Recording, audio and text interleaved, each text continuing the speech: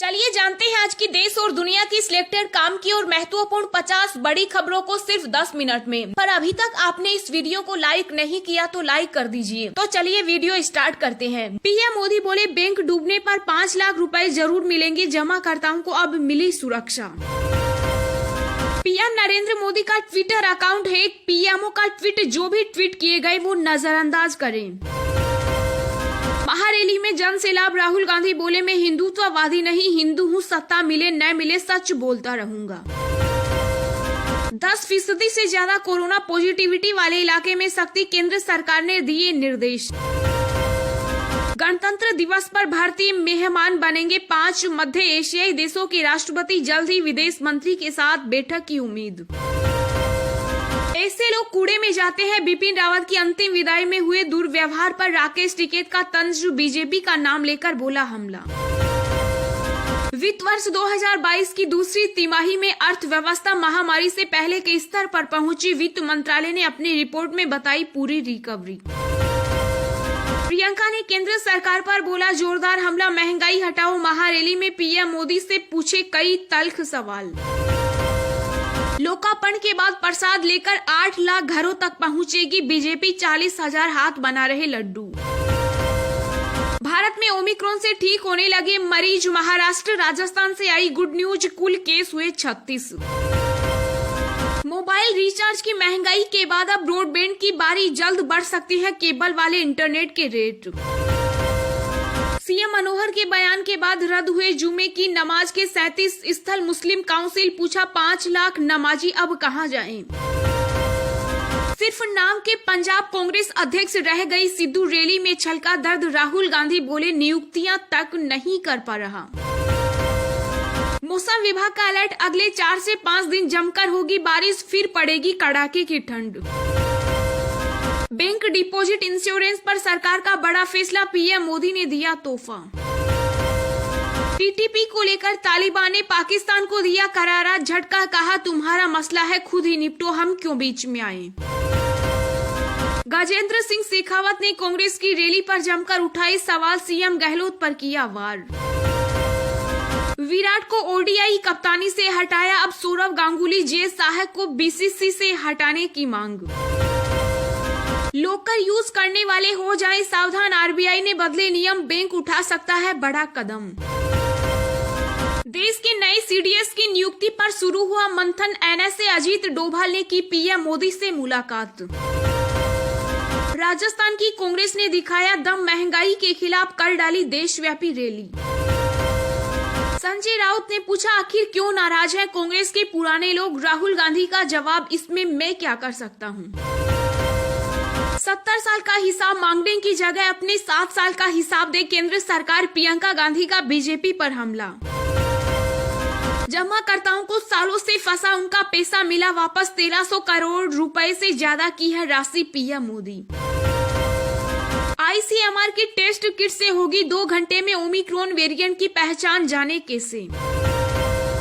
विजय पर्व के लिए पहले ही अपना संदेश सीडीएस रावत कर गए थे रिकॉर्ड, सुनकर नम हुई सभी की आंखें। एलआईसी ने लॉन्च किया जबरदस्त प्लान, सिर्फ एक बार जमा करे पैसा, जिंदगी भर मिलेगी पेंशन। दिल्ली के पर्यावरण मंत्री गोपाल राय सोमवार को करेंगे प्रदूषण की स्थिति की समीक्षा। न्यूजीलैंड में एक ही शख्स ने 24 घंटे के भीतर लगवाई वैक्सीन की 10 डोज, हरकत में आई सरकार, दिए जांच के आदेश। देश के 2 राज्यों में कोरोना के नए वेरिएंट ओमिक्रॉन की दस्तक, आंध्र चंडीगढ़ में मिले केस। एमएसपी गारंटी कानून, वरुण गांधी ने लोकसभा में चला बड़ा दाव, प्राइवेट मेंबर बिल के जरिए बनाया दबाव। कांग्रेस को झटका, बीजेपी का दामन थाम सकते हैं कद्दावर नेता आरपीएन सिंह। हिमाचल की 19,222 बस्तियों को मिलेगा पेयजल, एनडीबी ने मंजूर की 1332 करोड़ रुपए की परियोजना। पीएम मोदी पहले प्रधानमंत्री होंगे जो सीएम के पत्रों का जवाब नहीं देते, अशोक गहलोत। कोलकाता में कोरोना संक्रमण को लेकर केंद्र सरकार ने किया आगाह, ओमिक्रॉन की दहशत बरकरार। देश में कोरोना के बीते 24 घंटों में 7,774 नए मामले आए सामने, 306 मरीजों की मौत।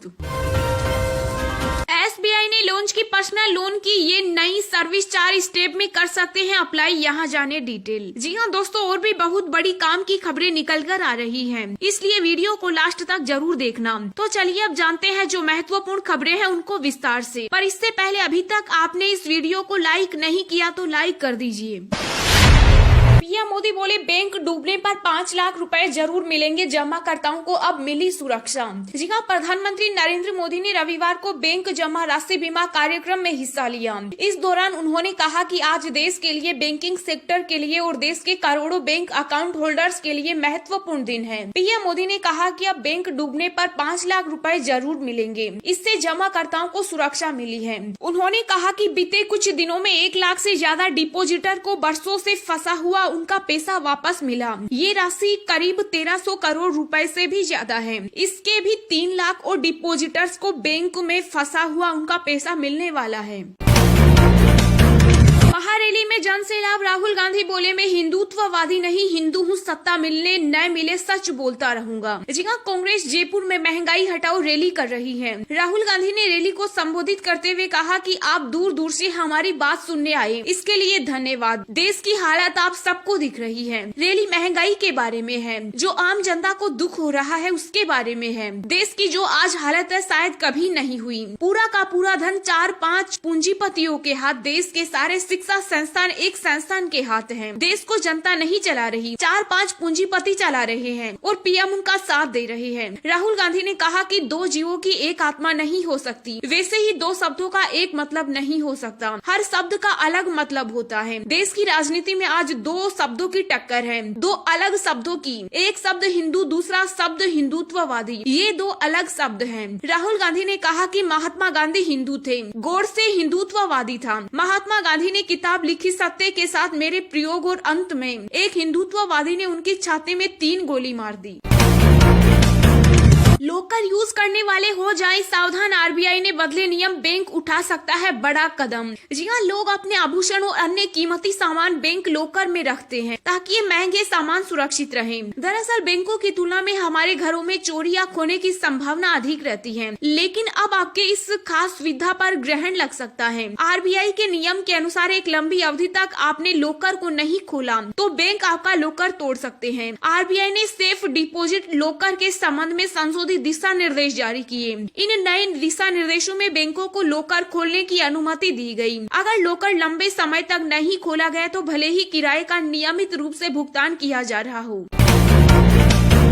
ऐसे लोग कूड़े में जाते हैं, बिपिन रावत की अंतिम विदाई में हुए दुर्व्यवहार पर राकेश टिकैत का तंज, बीजेपी का नाम लेकर बोला हमला। जी हाँ, सीडीएस जनरल बिपिन रावत की अंतिम विदाई में राहुल गांधी जैसे कई गणमान्य श्रद्धांजलि देने पहुंचे। भारतीय किसान यूनियन नेता राकेश टिकैत भी उन्हें श्रद्धांजलि देने के लिए उनके आवास पर पहुंचे थे, लेकिन इसी बीच उनके आवास के बाहर मौजूद लोगों ने राकेश टिकैत के विरोध में नारे लगाने शुरू कर दिए। उन्होंने राकेश टिकैत मुर्दाबाद के नारे लगाए और आरोप लगाया कि वह देश को पीछे ले गई। इस मामले पर अब किसान नेता ने भी चुप्पी तोड़ी है। राकेश टिकैत ने मामले पर बात करने पर भाजपा का नाम लेकर हमला बोला। राकेश टिकैत से नेशनल दस्तक को दिए इंटरव्यू में सवाल किया गया था कि कल जिस तरह आपके खिलाफ हुटिंग हुई, क्या लगता है कि अभी भी मन साफ नहीं है? इस सवाल का जवाब देते हुए राकेश टिकैत ने कहा, ओछी मानसिकता के लोग ऐसी जगह जाते हैं। राकेश टिकैत ने अपने जवाब में आगे कहा, क्या शहीद उनके हैं? क्या मिलिट्री भाजपा की है? वे भाजपा की मिलिट्री बनाना चाहते हैं? क्या देश में कोरिया है? तो इस तरह के लोग देश में गलत मानसिकता वाले हैं। हम देश के अन्नदाता भी हैं और जवानदाता भी हैं। दोनों चीजें हम ही हैं। कोई भाजपा का नेता पुलिस का सिपाही रहा हो तब ये सब चीजें बताएं। राकेश टिकैत की बात पर रिपोर्टर ने आगे सवाल किया, कल का नजारा देखकर ऐसा लग रहा था मानो नफरत है आपके लिए। उनके सवाल पर किसान नेता ने कहा, वो जहर है। अंदर से जब ठीक होता है तो परतें सारी हटती चली जाती है, क्योंकि अंदर से जख्म ठीक होने लगते हैं। इस तरह के लोग कूड़े में जाते हैं। वित्त वर्ष 2022 की दूसरी तिमाही में अर्थव्यवस्था महामारी से पहले के स्तर पर पहुंची। वित्त मंत्रालय ने अपनी रिपोर्ट में बताई पूरी रिकवरी। जी हाँ, वित्त मंत्रालय ने नवंबर महीने के लिए अपनी मंथली इकोनॉमिक रिव्यू रिपोर्ट में कहा कि वित्त वर्ष 2022 की दूसरी तिमाही में भारत की रियल जीडीपी सालाना आधार पर 8.4% की दर से बढ़ी। वित्त मंत्रालय ने अपनी रिपोर्ट में कहा कि वित्त वर्ष 2020 की समान तिमाही में महामारी से पहले के आउटपुट की 100% रिकवरी हो गई। वित्त मंत्रालय ने रिपोर्ट में आगे कहा कि भारत उन कुछ देशों में शामिल है जिनकी कोविड-19 की 4 लगातार तिमाहियों में ग्रोथ देखी गई, जो भारतीय अर्थव्यवस्था की मजबूती को दिखाता है। रिपोर्ट के मुताबिक भारत ने न केवल दूसरी तिमाही के अपने महामारी से पहले के आउटपुट को हासिल कर लिया है, बल्कि इसके साथ ही ऐसा वह पूरे साल के लिए भी कर सकता है। दिन भर की ताजा खबरें सबसे पहले पाने के लिए चैनल को सब्सक्राइब करें और बेल आइकन को प्रेस करके ऑल को सेलेक्ट करें। 10% से ज्यादा कोरोना पॉजिटिविटी वाले इलाके में सख्ती, केंद्र सरकार ने दिए निर्देश। जी हां, देश में एक बार फिर कोरोना संक्रमण की बढ़ती रफ्तार को लेकर केंद्र सरकार ने 10% से अधिक पॉजिटिविटी वाले 8 जिलों पर कड़ी नजर रखने और संक्रमण को फैलने से रोकने के लिए इंतजाम करने का आदेश दिया। केंद्रीय स्वास्थ्य सचिव राजेश भूषण ने इसके लिए राज्यों और केंद्र शासित प्रदेशों के अधिकारियों को चिट्ठी लिखी। उन्होंने उसमें कहा कि केरल, मिजोरम, अरुणाचल प्रदेश, पुडुचेरी, मणिपुर, पश्चिम बंगाल और नागालैंड के 19 जिलों में पिछले 2 सप्ताह में 5 से 10% के बीच पॉजिटिविटी रेट दर्ज की गई। चिट्ठी में कहा गया है कि पिछले 2 हफ्तों में मिजोरम, केरल और सिक्किम के 8 जिलों में कोविड-19 संक्रमण दर 10% से अधिक रही। भूषण ने पत्र में लिखा, इन 27 जिलों पर बहुत बारीकी से नजर रखने की जरूरत है। उन्होंने कहा कि इस संदर्भ में राज्यों और केंद्र शासित प्रदेशों के लिए यह अनिवार्य है कि वे नए कोविड-19 मामलों में रोकथाम के लिए जिला स्तर पर उपायों के साथ स्थिति पर कड़ी नजर रखें।